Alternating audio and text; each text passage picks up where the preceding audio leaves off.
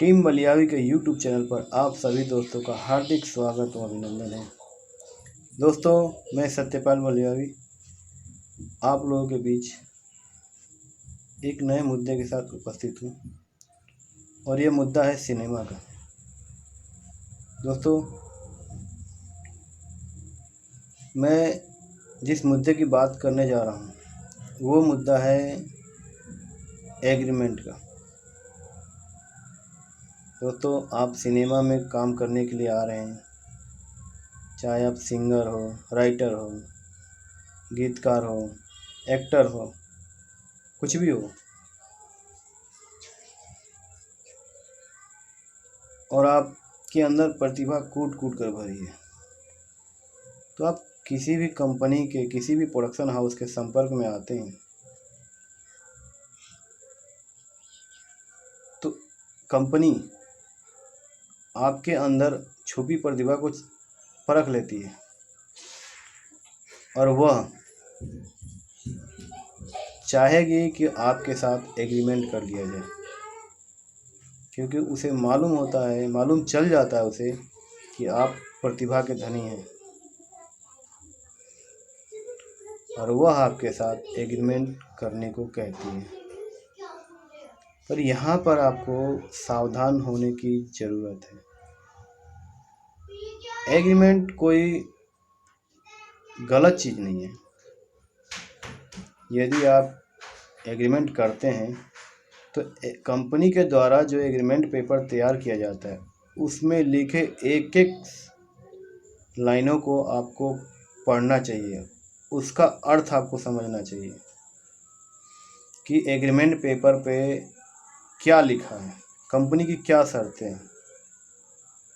आप ऐसा कभी ना सोचें कि कंपनी हमको ब्रेक दे रही है, कंपनी हम पे, हमारे काम पे, हमारी जो प्रतिभा उस पर ट्रस्ट कर रही है और हमें काम दे रही है, तो वो कुछ भी लिख के दे दे और आप उस पर फटाफट साइन कर दिए। नहीं, ऐसा बिल्कुल मत कीजिएगा।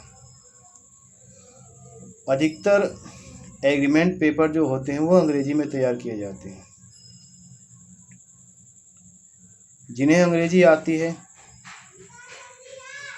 वह उस एग्रीमेंट पेपर को पढ़कर समझ जाएंगे कि हाँ, इस पर क्या क्या कंपनी ने अपनी शर्तें रखी हैं। वो सोच समझ के साइन करेंगे। और जिन्हें अंग्रेजी नहीं आती है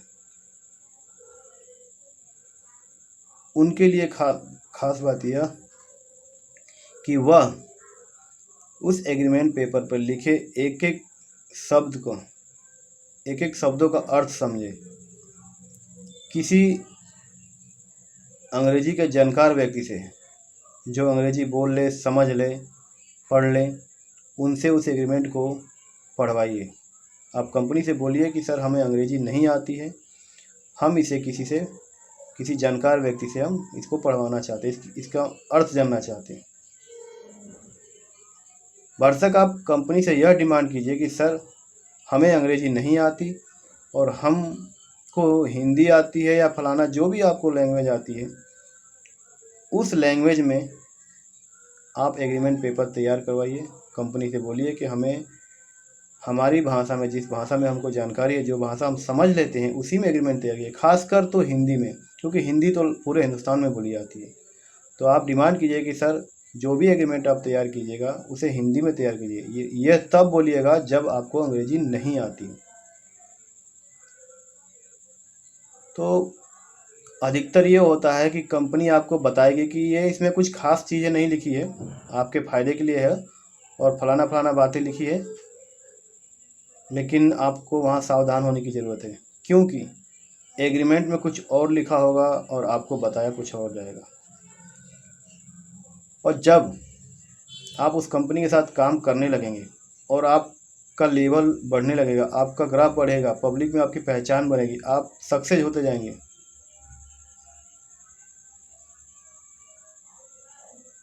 और आपके मन में इच्छा जागे कि मैं किसी और कंपनी के साथ काम करूं, मैं स्वतंत्र रूप से कहीं और काम करूं, और आप ऐसा करने की सोचेंगे कि इतने में कंपनी आप पर ब्रेक लगा देगी। यदि आपने उस अंग्रेजी में तैयार किए एग्रीमेंट को सही से नहीं पढ़ा है तो उस समय आपको जानकारी मिलेगी कि आप इस कंपनी के साथ 5 साल, 4 साल, 2 साल के लिए बंधे हुए हैं। और आप बोलेंगे कि यह बात तो हमको पता नहीं है, तो आपको कंपनी वो एग्रीमेंट पेपर दिखाई कि देखिए इसमें आपका ही सिग्नेचर है और आपने ये सारी शर्तें मानी हुई हैं। तो प्लीज़ इसलिए आप कभी भी एग्रीमेंट पर साइन करने से पहले बहुत सोच समझ लीजिएगा, क्योंकि अच्छे अच्छे कलाकार इस एग्रीमेंट के चक्कर में बर्बाद हो चुके हैं। अभी फ़िलहाल में भोजपुरी के बहुत बड़े सुपरस्टार वो भी फंस चुके हैं। नाम बताने की ज़रूरत नहीं है, पूरी दुनिया जानती है उन्हें और आप खुद समझदार हैं, समझ जाएंगे कि मैं किन की बात कर रहा हूँ। और उनका कहना है कि वो इमोशनल व्यक्ति हैं, इमोशनल में बहक गए थे, उन्हें गुमराह किया गया था, गुमराह करके उनसे एग्रीमेंट पर साइन कराया गया था। तो यह एक ख़ास मुद्दा है, ये बहुत ही इम्पोर्टेंट चीज़ है।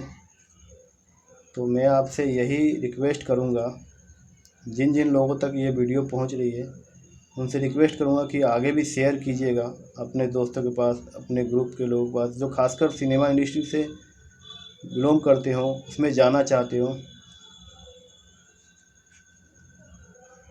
उन्हें जानकारी मिले कि एग्रीमेंट कैसे किया जाता है। दोस्तों, आपके अंदर प्रतिभा भरी हो और आप धोखे से किसी कंपनी के अधीन हो जाए, बंध जाए, और वह कंपनी बाद में कहे कि हम आपको काम देंगे, एग्रीमेंट तो करा ली उसने, और आप सोचे कंपनी एग्रीमेंट करा लिया हमको और हमको काम मिलेगा, और कंपनी आपको काम ना दे, 6 महीने पे, 3 महीने पे, 6 महीने पे, 8 महीने पे आपको काम दे, तो उसका क्या फ़ायदा, और आप कहीं बाहर जा भी नहीं सकते। तो प्लीज़ कभी भी एग्रीमेंट करने से पहले 100 बार सोचिएगा, उस एग्रीमेंट को पढ़िएगा। आप एग्रीमेंट पेपर को अच्छी तरह पढ़ लेंगे, समझ लेंगे, तो फिर एग्रीमेंट पर साइन करने में आपको ज़रा सी भी दिक्कत नहीं होगी। यदि आप समझ जाते हैं कि इसमें क्या लिखा है, आप इच्छुक होंगे कि हाँ भाई हम फलाना कंपनी के साथ इतने दिन तक काम कर सकते हैं, तो शौक़ से एग्रीमेंट कीजिए, यह गलत नहीं है। और अपने काम की, अपनी मेहनताना की डिमांड कीजिए कि हाँ मुझे कितना पेमेंट मिलेगा, इतने दिन का एग्रीमेंट हो रहा है तो मुझे कितना पेमेंट मिलेगा। तो बहुत चीज़ें हैं इसमें। फ़िलहाल तो हम आपसे यही रिक्वेस्ट करेंगे, कभी भी एग्रीमेंट करने से पहले कई बार सोचिएगा, कहीं आपके प्रतिभा के साथ धोखा ना हो जाए और आपका कैरियर ना बर्बाद हो जाए।